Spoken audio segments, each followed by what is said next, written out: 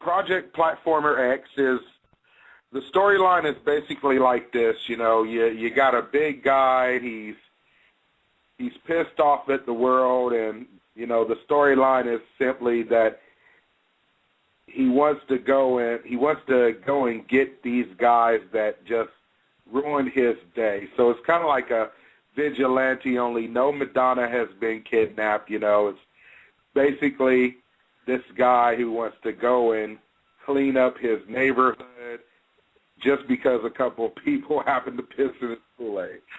So right. There's a lot of comedy in it, With this first show, Curse, let me try one more time, okay? I don't know what the deal is. Okay. Brother Ron, you're on. Can I help you? It has to. I don't know what the deal is. This poor guy. I mean, he's a future guest.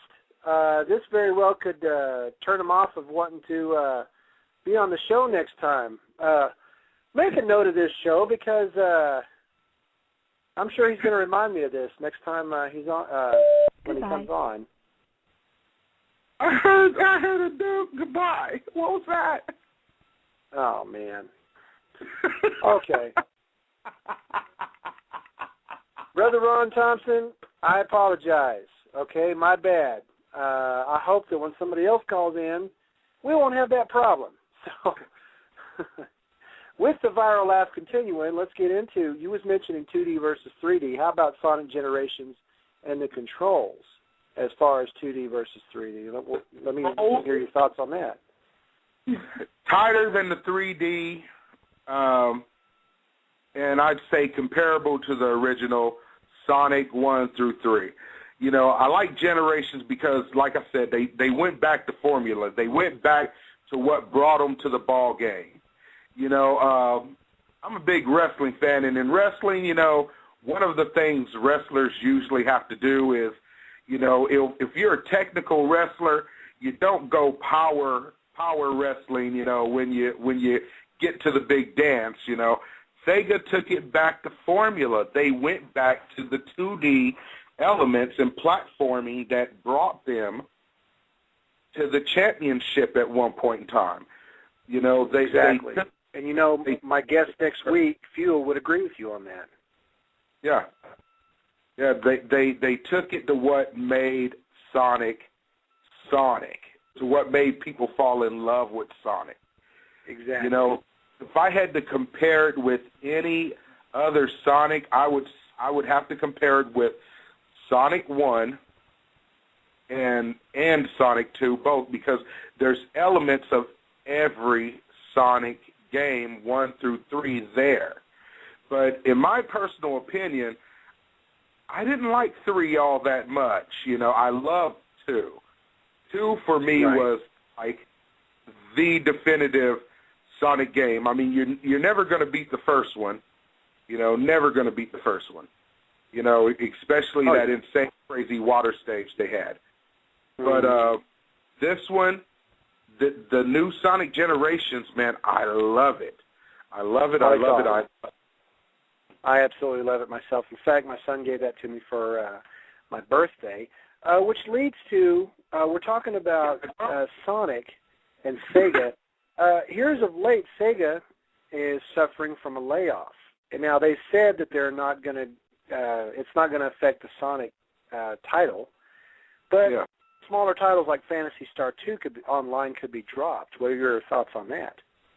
Yeah, I think the dropping of such games as, the Phantasy Star and all that, I think that's a big mistake. Yet I hear they're keeping games like, Total War and Football Manager, really. The Alien franchise, I understand. Any franchises that are making them money, such as Sonic and Aliens, keep. But Total War, Total War has its place. But Football Manager, it's donkey, dude. I'm sorry, that's just one of the words I use, donkey, because, you don't okay. rap kids most of the time, and you don't want to say, the other words. So you say donkey, they mean the same thing. Right. Well, it's like I use the word fat grimace in place of a colorful metaphor for somebody who's not exactly smart. So I hear you on the donkey thing. You mentioned that. What about console life? You know, the life of a console. Man, Sonic is the Sega. Sorry, I'm still daydreaming Sonic, man, because I have it on my iPhone. You know, so please forgive me. But oh no forgiveness needed. I'm just guilty of sin. All right, cool. Then I'm not alone. I have very good company there. But console life of Sega has been horrid, man. I mean, you got to understand. I had a Sega Master System, right? Yeah. For all 2.5 years before they decided to come out with a Sega Genesis, which, by the way, was their longest fighting console. You know, that console lasted for the better part of a decade, you know, before they decided to come out with Saturn, which in my opinion was, once again, a great console, but they didn't carry it like they should have. They after the Sega Genesis and the whole 16-bit wars, you know, which I honestly say, you know, was they either won or they tied greatly, because I mean they knocked TurboGrafx 16 right out the box, which, by the way, people, was not 16-bit, it was 8-bit. Okay, most of the tricks were done in software, but you know, with the Dreamcast and the Dreamcast and the Saturn, they totally dropped the ball on those, especially Dreamcast. Dreamcast was, you know, just as powerful as PlayStation 2, in a lot of ways more powerful. It could do things the system couldn't do, and it had the benefit of being able to utilize things in software that it could not do in hardware, that you could not do with a PlayStation 2. But yet they dropped the ball on it. They carried it for all of 3 years, and then they stopped publishing games and accepting games from other publishers, you know. Right. And once again, one of the greatest programmers on any of those systems was Sonic Team. You know, Sonic Team runs the show when it comes to Sega. You know, I don't care about, you know, Vox Games, you know, one of their parents' companies of Sega Games, you know. I don't care about Sammy Sega or even I'm not going to say I don't care about their, you know, business partnership with Namco, you know, because anything with Namco is great, and you put Sega with it, and it's like godly. Oh, you hear that? Yeah. But Sega, you know, they really should come out with a console that they can carry for more than, you know, premature birth. You know, they let it become a toddler, and then they say, go on off with you, and stop putting games out for it. And they didn't give you know, third parties the benefit of the doubt. You know, they tried to carry the last two systems mostly on their own with a handful of third-party programmers, you know, doing their thing. Yeah. Well, I noticed that when a certain genre hits, there's always all these takeoffs, like Angry Birds. Rovio just hit the apps on phones, iPads, iTouches, everywhere. Everybody wants to get on that. Even Sega. Tetris is popular, thus, you know, let's take Tetris, mix it with Sonic, and make Dr. Robotnik's Mean Bean Machine. Your thoughts on that real quick before we have to head on out of here? Well, just as long as they don't start doing anything like the horrid app, Animals vs. Zombies on iPhone, you know, I'll always be a Sega fan, back Sega, you know. I'm always going to back Sonic. Hell, I even backed him in 2D, even though I dreaded most of the 2D games. The first Sonic Adventure, 100% a fan. 100% a fan. But, you know, it got repetitive. But as far as Sega go, I'm always going to back Sega. And I think what they're doing in the long run, as far as their layoffs, is going to be an unprecedented change in the video game industry, but is also going to be best for business in the long run. You know, That's so true. Sega's always been a power team, and they've always had foresight to see ahead, and it could save, you know, the layoffs and refocus of the digital world for this company could actually save the company itself, you know.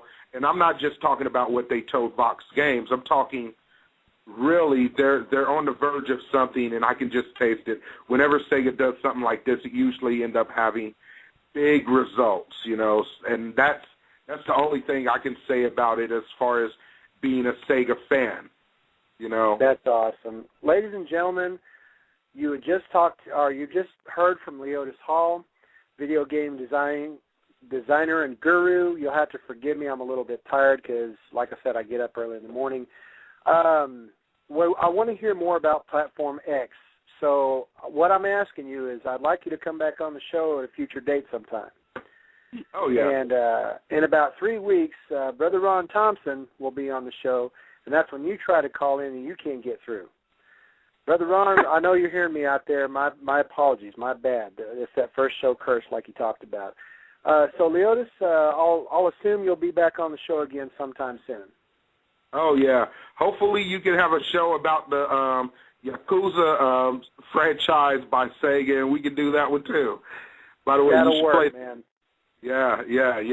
But I'll get you a copy of Platformer X as soon as I have a playable demo ready, and you'll be the first one to know, Bubba.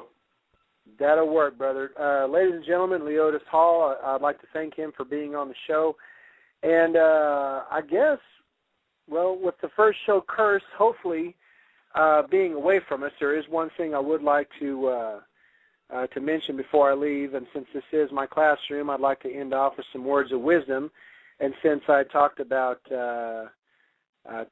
basketball in the news, let's quote the great Larry Bird. And his quote was, "If you give 100% all the time, somehow things will work out in the end." And with that being said, I also want to give out a very early shout-out in saying Happy Easter. And next week, I'm going to have UWE wrestler Fuel on the show from United Wrestling Entertainment. And hopefully my phone lines will be working where I can have more than one person talking at a time. You just heard from Leotis Hall. I'm Sean Stopp. You was listening to You're On from Blog Talk Radio. Kids, class is now dismissed.